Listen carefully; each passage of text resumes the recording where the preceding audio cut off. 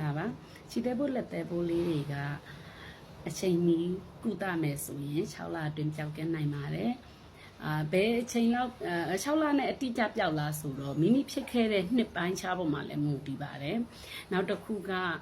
ဒီ custom အလာရောက်ပြသတဲ့ဧည့်သည်ရဲ့ပေါ့နော်ဒီလက်သေးရှည်ထွက်နှုံးပေါ်မှာလည်းမူတည်ပြီးတော့ပျောက်တာက6လအတွင်းသို့မဟုတ်3-4လအတွင်းလည်းဖြစ်နိုင်တယ်လို့နည်းနည်းပိုကြတာလည်းဖြစ်တတ်ပါတယ်အကြိမ်ရေအတွက်ကလည်းကျမတို့ကတော့4လအတွင်းမှာ10ကြိမ်လို့သတ်မှတ်ထားပေမဲ့အကြောင်းကြောင့်6လမှ10ကြိမ်ပြည့်ရတာတွေလည်းရှိပါတယ်တေချာတာကတော့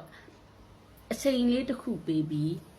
တေချာဂယူးဆိုင်ပြီးကုသမယ်ဆိုရင်ဒီခြေသေးလက်သေးပြဿနာ6လပဲအချိန်ပေးရတယ်เนาะအဲ့ဒီ6လအတွင်းမှာတေချာလေးဂယူးဆိုင်ပြီးအကုန်ပြန်ကောင်းပါမယ်ရှင်